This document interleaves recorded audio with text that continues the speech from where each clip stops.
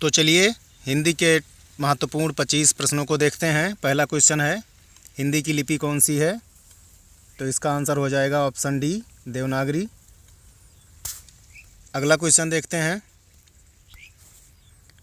संविधान में राजभाषा का प्रावधान है अनुच्छेद किसमें?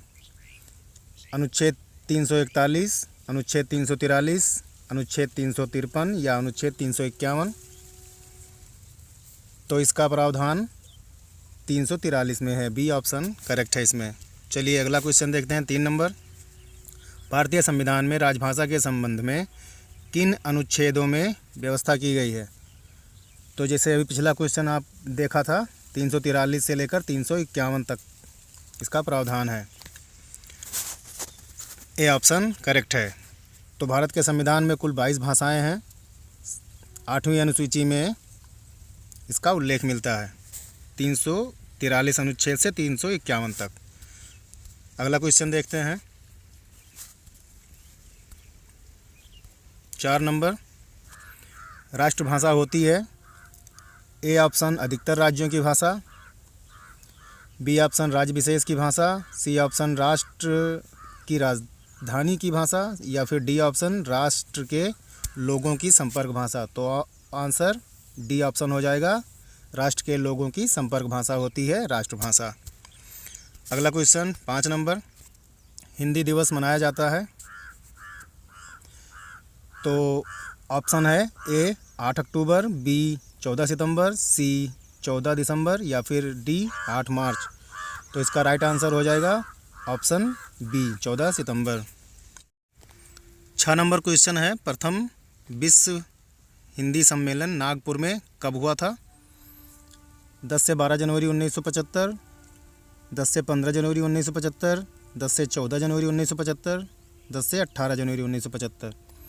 1975 में तो हुआ था, ये तो चारों ऑप्शन से क्लियर है, लेकिन वो डेट पूछ रहा है एग्जैक्ट कि कितने में। तो इसका राइट आंसर होगा ऑप्शन ये 10 से 12 जनवरी। इस समय के तत्कालीन प्रधानमंत्री इंदिरा गांधी थीं, जिन्होंने इसका उद्घाटन किया था। अगला क्वेश्चन देखते हैं, 7 नंबर। संस्कार शब्द में कौन सा उपसर्ग लगा है? सु, बी ऑप्शन संस, सी ऑप्शन सम या फिर डी ऑप्शन सा। तो इसमें सी ऑप्शन सम उपसर्ग लगा है। अगला क्वेश्चन देखते हैं, 8 नंबर। अंधकार का पर्यायवाची है तिमिर, बी ऑप्शन रुदन, सी ऑप्शन भाग या फिर डी ऑप्शन शून्य। तो इसका राइट आंसर तिमिर हो जाएगा। तिमिर मीन्स अंधकार होता है। 9 नंबर क्वेश्चन देखते हैं, अशुद्ध शब्द छांटिए। तो इसमें आपको चेक करना है कौन सा अशुद्ध लिखा गया है। तो ए ऑप्शन पुनरावलोकन, पुनरावलोकन होता है। रा पर आ की मात्रा अगर होता तो ये सही हो जाता। तो इसका मतलब ए ऑप्शन ही अशुद्ध है। सौंदर्य सही लिखा है, पुनरागमन सही लिखा है, अभ्यारण्य सही लिखा है। तो आंसर हो जाएगा ए ऑप्शन पुनरावलोकन। अगला क्वेश्चन देखते हैं, 10 नंबर।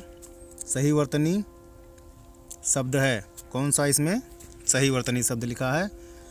तो इसमें अंतर्ध्यान, ए ऑप्शन ही सही है, बाकी सब तीनों गलत हैं। अगला क्वेश्चन देखते हैं, 11 नंबर। जो चीज़ सामने हो उसके लिए किसी प्रमाण की आवश्यकता क्या आवश्यकता है? निम्नलिखित वाक्य की उचित लोकोक्ति बताएं। साँच को आँच कहाँ? ये सच बोलने वाली बात पे है। इसमें दूसरा हो जाएगा, होनहार बिरवान के होत चिकने पात। ये होता है कि जो बच्चे शुरू में ही पता चल जाता है कि वो क्या करेंगे। डी ऑप्शन, सी ऑप्शन है मनचंगा तो कटौती में गंगा। इसका भी दूसरा मतलब है हाथ कंगन को आरसी क्या। इसमें डी ऑप्शन सही है। तो चलिए अगला क्वेश्चन देखते हैं, 12 नंबर। सही वर्तनी ये भी है, शुद्धिकरण। शुद्धिकरण को किस तरह लिखा जाएगा? सही से यही बताया गया है। तो बी ऑप्शन इसका करेक्ट है। इस तरह से शुद्धिकरण लिखा जाता है। बार बार प्रैक्टिस करने से समझ में आएगा, नहीं तो ये अक्सर गलत होते हैं ये शुद्ध वर्तनी, सही वर्तनी वाले क्वेश्चन। अगला क्वेश्चन देखते हैं 13 नंबर।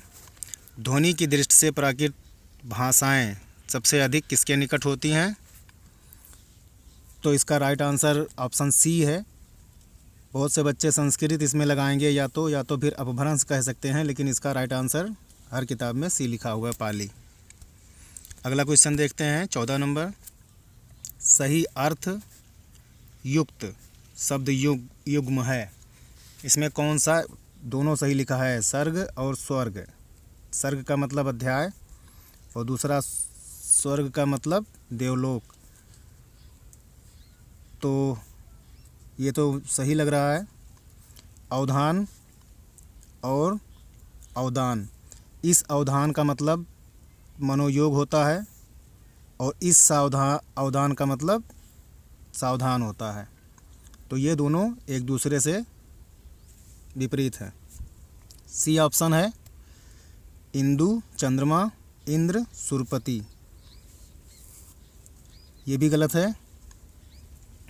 यम मृत्यु के देवता, ये तो सही है, लेकिन याम का प्रहर नहीं होता है। तो इसका मतलब आंसर इसका ए ऑप्शन हो जाएगा। 15 नंबर प्रश्न देखते हैं। रात्रि शब्द का पर्यायवाची, तो इसका ज्योत्सना हो जाएगा, सी ऑप्शन। आगे देखते हैं 16 नंबर। आंवला का तत्सम रूप क्या है?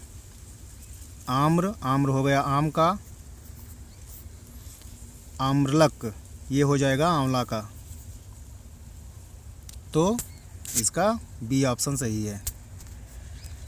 17 नंबर प्रश्न देखते हैं। नीचे दिए गए प्रश्न में दी गई पंक्ति में प्रयुक्त रस अस्थाई भाव या संचारी भाव के सही भेद का चयन कीजिए। प्रश्न है हिमाद्री तुंग सुंग से प्रबुद्ध शुद्ध भारती, स्वयं प्रभा समुज्ज्वला स्वतंत्रता पुकारती। इसमें किस प्रकार का रस या अस्थाई भाव या संचारी भाव है, इसी का उल्लेख किया गया है, यही पूछ रहा है। तो इसमें वीर रस है और वीर रस का अस्थाई भाव होता है उत्साह। तो ये याद रखिए। अगला क्वेश्चन देखते हैं 18 नंबर। कौन से शब्द में ता प्रत्यय का सही प्रयोग हुआ है? तो इसमें सुंदरता, कुत्ता, जूता और फिर सुंदरता, ये पहला महत्व, फिर कुत्ता, फिर सी ऑप्शन जूता, डी ऑप्शन सुंदरता। तो इसमें डी ऑप्शन सही है, क्योंकि इसमें सुंदर प्लस ता, इसका प्रत्यय का सही प्रयोग हुआ है। 19 नंबर क्वेश्चन देखते हैं। दीक्षांत शब्द का संधि विच्छेद है, सही संधि विच्छेद दीक्षांत का क्या है, पूछ रहा है। तो इसमें दीक्षा प्लस अंत, पहला ही ऑप्शन सही है। दीक्षा प्लस अंत में इसमें स्वर हो जाए, वो संधि का जो स्वर होता है वो हो जाएगा दीर्घ स्वर संधि। चलिए 20 नंबर प्रश्न देखते हैं। संज्ञा शब्द बच्चा का भावात्मक संज्ञा क्या है? तो बच्चा का बचपन, बी ऑप्शन सही हो जाएगा। बाकी ऑप्शन में टाइम क्यों ख़राब करें, बी ऑप्शन सही है। 21 नंबर क्वेश्चन देखते हैं। तुम्हें धोखा नहीं देना चाहिए था, वाक्य में धोखा संज्ञा है। धोखा संज्ञा, धोखा कौन सी संज्ञा है, ये पूछ रहा है।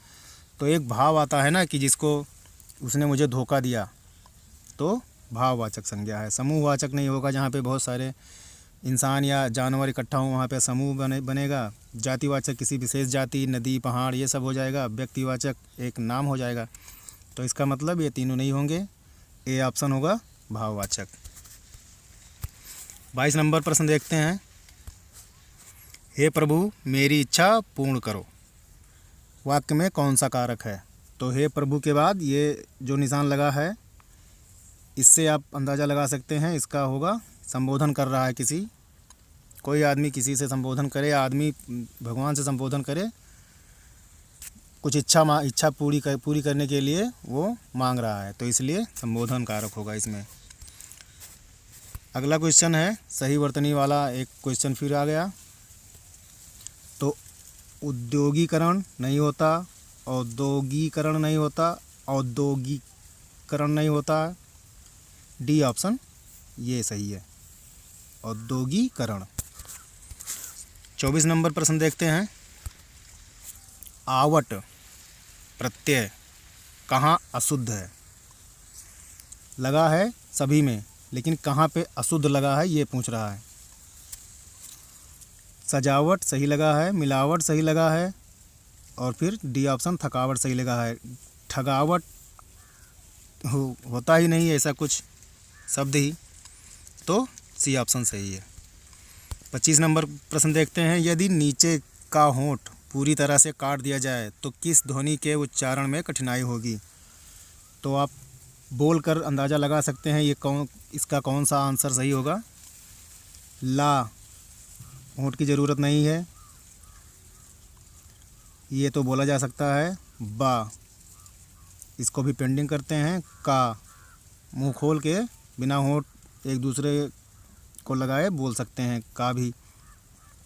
खा, ये भी बोला जा सकता है, इसका मतलब बा नहीं बोला जा सकता। आप लोग बोल के चेक करिए, तो इसका आंसर हो जाएगा बी। एक क्वेश्चन अलग से आप सब बताएं कमेंट में, इसका आंसर क्या होगा। किस क्रम में तालव्य व्यंजन है? ए ऑप्शन काखा गाघा, बी ऑप्शन चाछा जाझा, सी ऑप्शन टाठा डाढ़ा, डी ऑप्शन ताथा दाधा। एक ट्रिक बताते हैं हम आप लोगों को। KTMDO, इसके माध्यम से आप लोग ये जितने भी व्यंजन होते हैं सबको बोलने का तरीका पता चल जाएगा। अगले वीडियो में इसको हम सही से बताएंगे। आप लोग पहले तो इसका आंसर दीजिए, इसमें से कौन सा सही होगा। तो चलिए, धन्यवाद वीडियो देखने के लिए, बहुत बहुत धन्यवाद।